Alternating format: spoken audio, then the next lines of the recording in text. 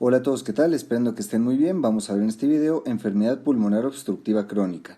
Esta se abrevia como EPOC. Se define como una enfermedad caracterizada por síntomas respiratorios persistentes, por eso es crónica, y limitación al flujo aéreo, por eso es obstructiva, debido a anomalías alveolares y de la vía aérea. Esto ya lo voy a exponer mejor más adelante.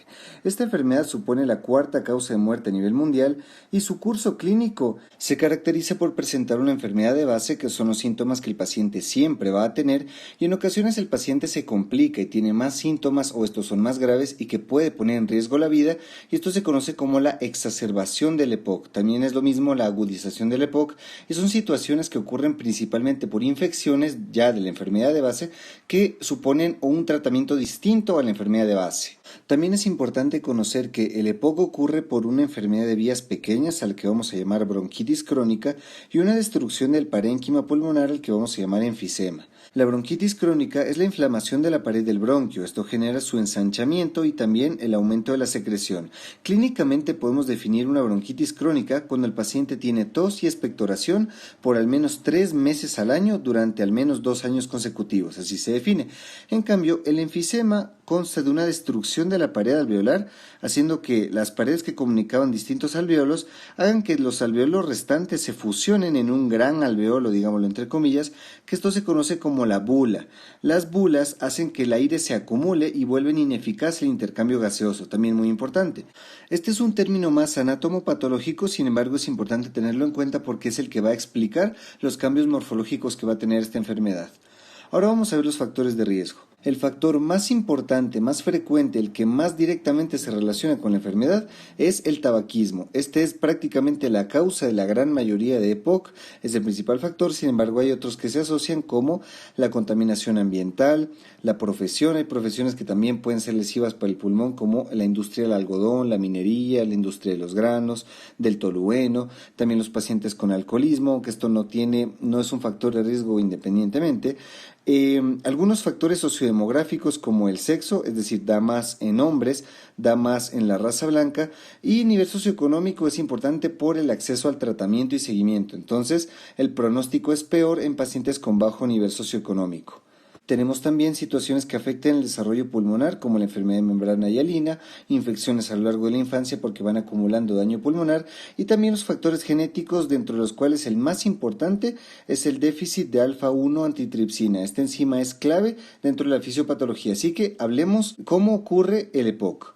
Primero que todo tenemos el tabaquismo. Gracias a este ingresan en el organismo algunas sustancias como los radicales libres de oxígeno y la nicotina, que además de estimular el sistema nervioso central, también puede estimular a los neutrófilos. Entonces, estos se estimulan gracias a la nicotina directamente, o los mediadores inflamatorios gracias a los radicales libres de oxígeno, y los neutrófilos llegan al tejido pulmonar y liberan la enzima clave de toda esta enfermedad, que es la elastasa de neutrófilos. Esta es una proteasa, es decir, una enzima que destruye proteínas, en este caso la elastina. La elastina forma parte de la pared alveolar, entonces si hay una elastasa va a destruir la pared alveolar.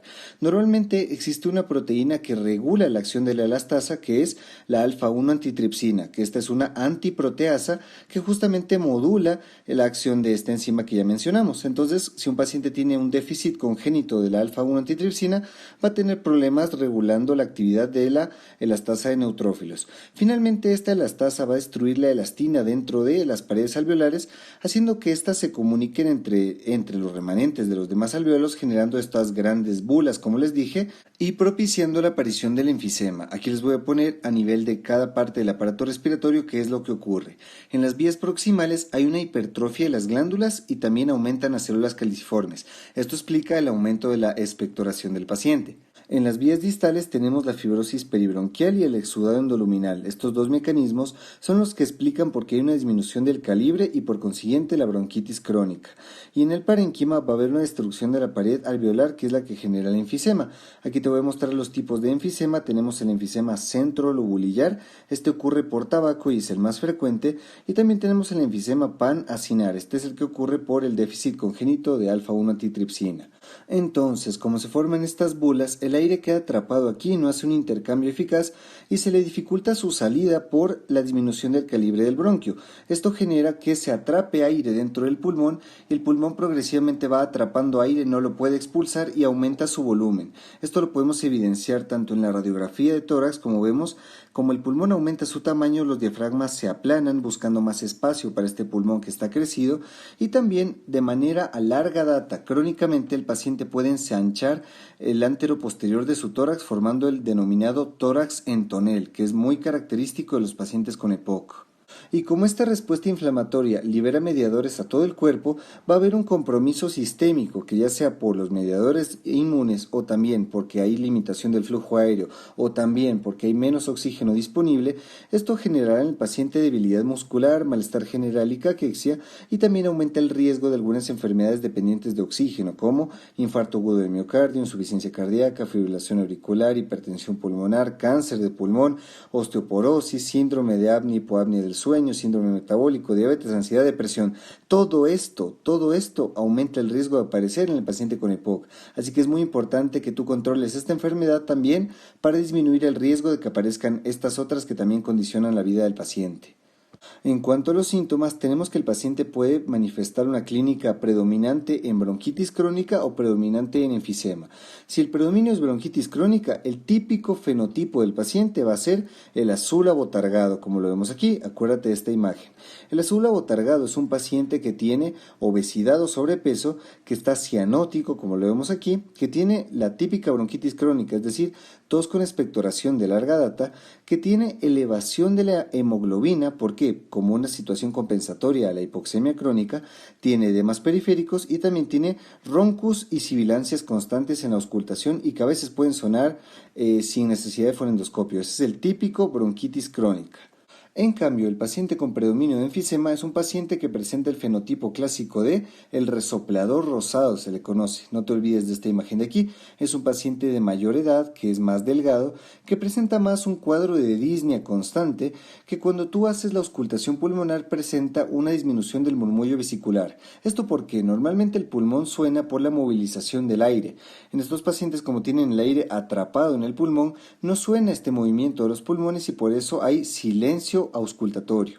Y recordemos, estos pacientes, si tú le haces una radiografía de tórax, va a presentar el aplanamiento de diafragmas y aumento del volumen pulmonar. Ahora, en cuanto a diagnóstico, este se realiza con la conjunción de la clínica más espirometría con prueba de broncodilatador. Este tema de espirometría lo tengo muy bien ampliado en 2 videos de este mismo canal, les invito a revisarlos, búsquenlo como espirometría Juanse, porque en este video solamente me voy a enfocar en la espirometría del EPOC. Recordemos que tenemos estos 3 valores que son el BEF1 o volumen expiratorio forzado en el primer segundo, que debe ser más del 80% para esa población, la capacidad vital forzada y el índice de tifenol, que tienen estos 3 valores de aquí. Recordemos también cómo es la morfología normal de las curvas de flujo-volumen y la de volumen-tiempo, porque en el paciente con EPOC podemos encontrar estos hallazgos. Primero que todo, el índice de tifenol. Este de aquí, tenerle menos de 70%, es lo que define a la enfermedad. Y el BEF1 es lo que define la gravedad de la enfermedad.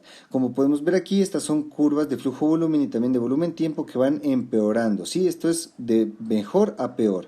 Como les dije, el BEF1 nos ayuda a clasificar la gravedad según la clasificación GOLD. Entonces tenemos que el GOLD 1 es cuando es más del 80%, 2 es entre 50 y 80%, 3 es entre 30 y 50% y el más grave, GOLD 4, es cuando el BEF1 es menor al 30%. Y bueno, ahora que ya sabemos el diagnóstico, podemos pasar a clasificación. Es importante clasificar a los pacientes porque según su clasificación podemos decidir qué tratamiento vamos a emplear. Primero que todo, vamos a emplear el cuestionario CAT. Existen algunos cuestionarios, pero este es el que más se usa, que es un sistema de preguntas que nos va a obtener al final un puntaje. Este puntaje lo vamos a usar en esta gran tabla maestra, colocando en la columna izquierda los pacientes que tengan un CAT menor a 10 y en la columna derecha los que tengan un CAT mayor a 10. En cuanto a las filas, vamos a escogerlas según las agudizaciones o exacerbaciones. Si el paciente tuvo más de 2 el año previo o una sola que haya requerido ingreso hospitalario, vamos a utilizar la fila superior, y la fila inferior la vamos a escoger para los pacientes que no hayan tenido agudizaciones o tuvieron una que no requirió ingreso hospitalario. Según estas 2 clasificaciones vamos a darle al paciente una letra. la categoría A, B, C y D según su gravedad. Obviamente la D va a ser la más grave. Esto va a hacer que según cuál letra tenga el paciente vamos a escoger el tratamiento de elección. Y bueno, ahora que ya sabemos esto, podemos pasar al tratamiento. Este se divide en un farmacológico y no farmacológico. En este último, la medida más importante, más eficaz, es el abandono del tabaco. También es la más difícil de lograr, pero cuando se consigue, puede mejorar bastante la supervivencia del paciente. También tenemos la terapia de rehabilitación pulmonar, que esta mejora los síntomas, la tolerancia al ejercicio. También tenemos la oxigenoterapia domiciliaria, que esta se reserva para los pacientes que presenten presión parcial de oxígeno en reposo menor a 55 o aquellos que tengan entre 55 y 60 pero se acompañe de poliglobulia o de hipertensión pulmonar. Esas son las indicaciones. Y también tenemos la ventilación no invasiva domiciliaria, que es un método utilizado en pacientes con hipercapnia crónica grave y que está constantemente en mayor uso. Estas dos que les pongo en negrita son los que han demostrado mediante estudios mejorar la supervivencia de los pacientes. También tenemos los métodos quirúrgicos. Estos principalmente se enfocan en reducir el volumen pulmonar. Tenemos la bulectomía, que es un método aplicable a pacientes donde las bulas sean suficientemente grandes como para poder observarse y extirparse quirúrgicamente.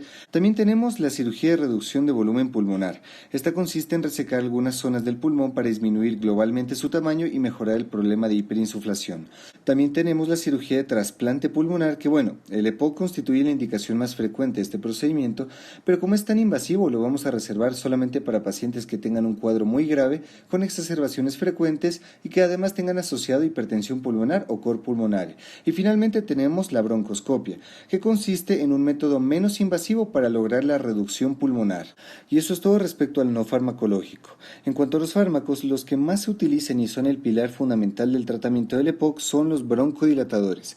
Estos los podemos dividir según su mecanismo de acción en agonistas beta-adrenérgicos, que de hecho, estos también se los puede dividir según la duración de su acción. Si son de corta acción, son el salbutamol y la terbutalina, y los de larga acción, el salmeterol y el formoterol. Y el otro grupo que también se utilizan y que son iguales en eficacia son los anticolinérgicos. Estos son el hiperatropio de corta duración y el tiotropio de larga duración. Estos broncodilatadores pueden ir o no acompañados de corticoides. Esto depende de la categoría del paciente, según la necesidad. Existen dos vías de administración que son los inhalados y los sistémicos. Los sistémicos no se los utiliza porque tienen más efectos secundarios, en cambio los inhalados tienen una mejor sinergia con los broncodilatadores. De hecho, hay muchas presentaciones farmacéuticas que los incluyen a los dos y que su uso combinado o no depende, como les dije, de la categoría del paciente.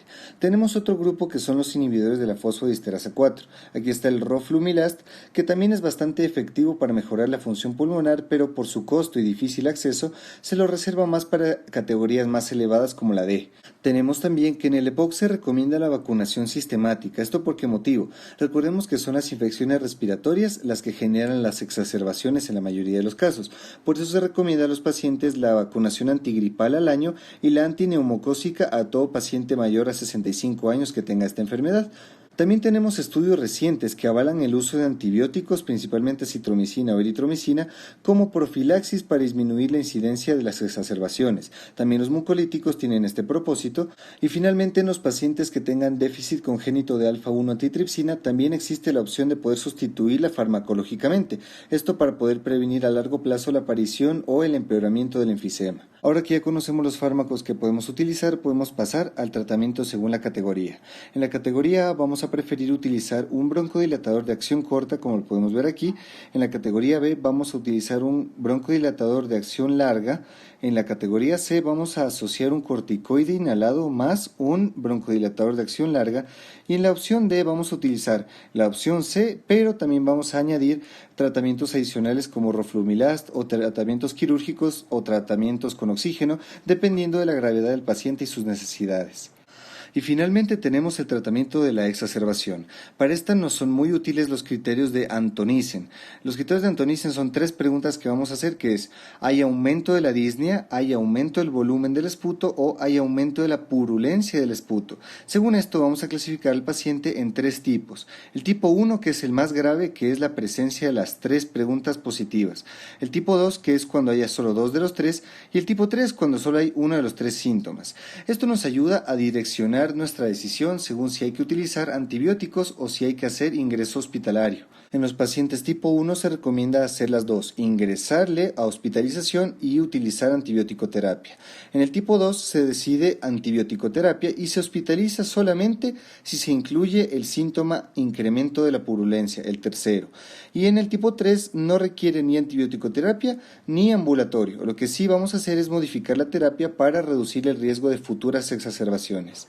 En los pacientes hospitalizados siempre se recomienda hacer una valoración integral que incluya gasometría, radiografía de tórax, oxígeno suplementario y uso de broncodilatadores. La utilización de antibióticos o corticoides o también ventilación mecánica varía en paciente y según la necesidad.